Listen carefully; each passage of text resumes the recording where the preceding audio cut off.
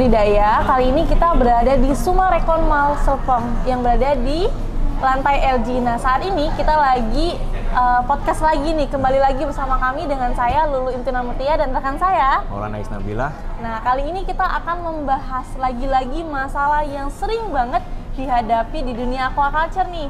Nah, mitra budidaya, saat ini kita lagi menghadapi masa penghujan. Jadi curah hujan lagi meningkat, terus juga banyak banjir dan lain sebagainya kan ya. Otomatis dalam produksi juga akan ada perubahan yang biasanya dari kemarau, ada juga yang biasanya lagi hujan, itu kan ada perubahan yang signifikan ya. Nah, kalau saat hujan gini nih, pencemaran pasti banyak banget yang bakal terjadi di lapangan nih. Salah satunya pencemaran bahan kimia. Lalu nih kita coba tanya sama Mas Maulana ya.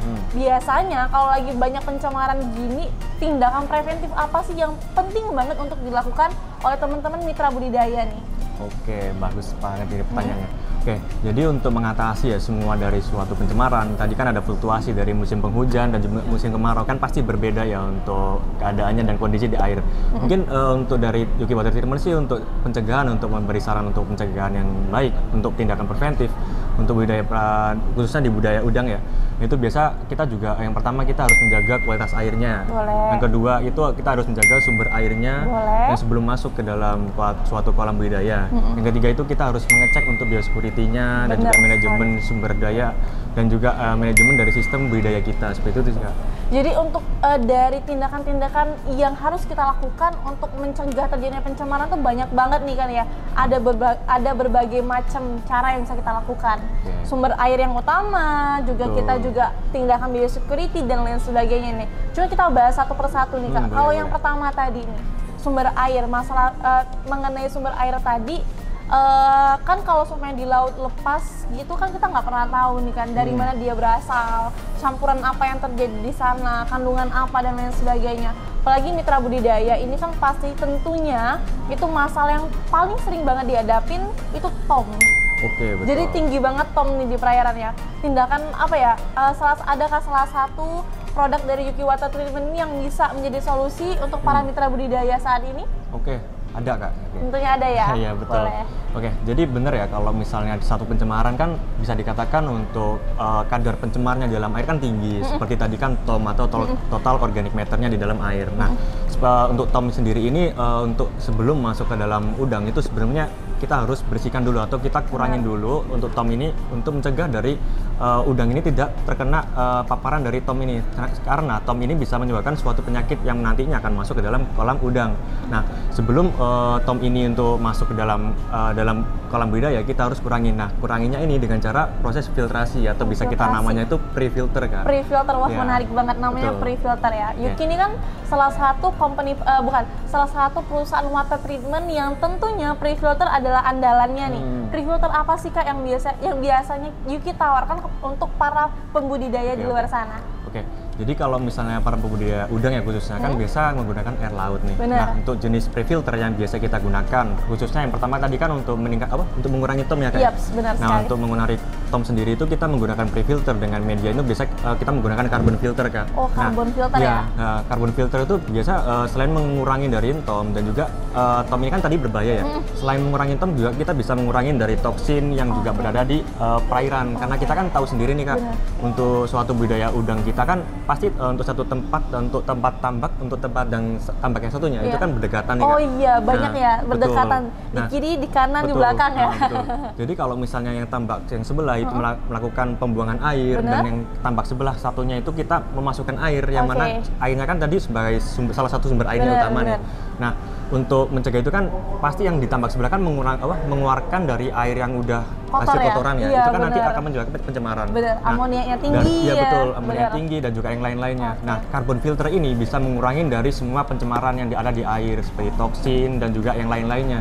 Dan juga atom dan juga lainnya. Ini sangat bermanfaat dan juga banyak untuk pengurangan dari sisa-sisa dari pencemaran tersebut ya, seperti itu. Wah, keren banget berarti ya penggunaan dari carbon filter ini tadi. Jadi nggak semata-mata carbon filter ini hanya sebagai media untuk ngurangin dari TOM ini tadi saja, tapi dia juga bisa ngurangin pencemaran bahan kimia. Betul. Jadi penggunaan karbon ini bisa mengurangi bau, bisa mengurangi keruh, bisa mengurangi TOM tadi, dan juga tentunya bisa mengurangi pencemaran kimia yang ada di laut sana. Jadi kayak entah dari tetangga yang sebelah kiri kanan, entah dari mana asalnya, yang pasti kita lakukan tindakan preventif supaya saat air masuk ke dalam kolam, dia minimal sudah tersaring dari segi fisikanya ya. Betul. Fisika maupun kimianya. Pastinya. Tentunya. Kalau seumpamanya biologi, nanti kita akan ada pembahasan mengenai UV disinfeksi. Betul. Namun saat ini kita akan membahas masalah prefiltrasi ini tadi ya. Boleh. Oke Kak, kalau seumpamanya di UV water treatment ini sendiri ya, adakah prefilter khusus yang tadi kan kita udah ngebahas masalah karbon nih kan, itu kan adalah isi medianya kan kan.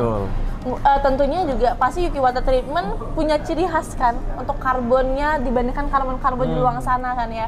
Jadi para pembudidaya juga nggak bisa sembarangan langsung beli nih, karena kan karbonnya ini tadi, perhitungannya ini tadi sudah disesuaikan dengan kebutuhan yang ada di lapangan ya. Kalau seumpamanya para pembudidaya membutuhkan penggunaan prefilter ini tadi, gimana sih caranya untuk kayak sizingnya ataupun untuk kita komunikasi ke tim UV water treatment nih? Betul. Bagus banget.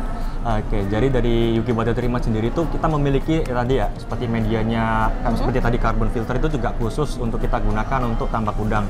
Dan juga untuk jenis dari prefilternya sendiri itu juga kita sesuaikan dengan kebutuhan yang ada di tambak udang.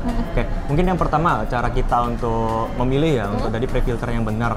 Nah, mungkin yang pertama kita harus mengetahui dulu nih kondisi kualitas air di dalam suatu tambak Anda semua. Seperti mungkin ada kualitas airnya yang jelek atau apa, itu pun suatu parameternya kita harus tahu kan, dan juga kita uji tes kan secara laboratorium tuh satu persatu, dan nantinya kita akan membahas secara spesifiknya nanti untuk prefilter ini kita harus mengurangi secara spesifik ya. Kita jadi tidak ada kesalahan untuk prefilter ini, dan juga nantinya prefilter ini dapat berguna. Seperti itu yang pertama untuk kualitas airnya.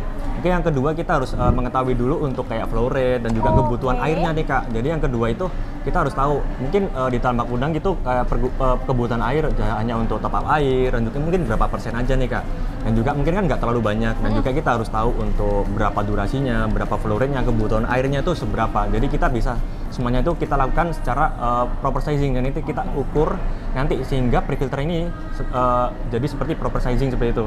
Jadi nanti semuanya ini kita harus ukurkan semua agar tidak mengalami kesalahan seperti itu Kak. Mungkin itu dulu sih Kak seperti itu.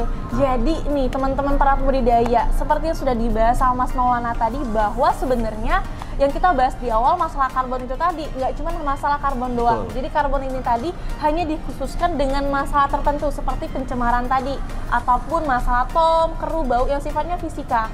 Namun jika kita butuh treatment yang khusus, umpamanya fokusnya lebih ke airnya tinggi besi mungkin, atau airnya banyak kapur mungkin, ataupun masalah-masalah lainnya, entah sedimentasinya agak kurang bagus di sana, berarti kita ada prefilter tambahan ataupun prefilter dengan bahan media yang lain lagi. Jadi akan disesuaikan dengan masalah yang akan dihadapin dengan cara nanti mungkin ada tes air ya Mas Maulana ya. Jadi kita lakukan tes air terlebih dahulu, sudah dilakukan tes air, ketemu hasilnya kalau masalahnya cuma seperti airnya cuma keruh atau bau atau kimikal doang, bisa pakai karbon. Kalau seumpamanya airnya tinggi besi, bisa pakai iron removal dan lain sebagainya. Jadi penyesuaian dengan media yang bisa kita gunakan nih.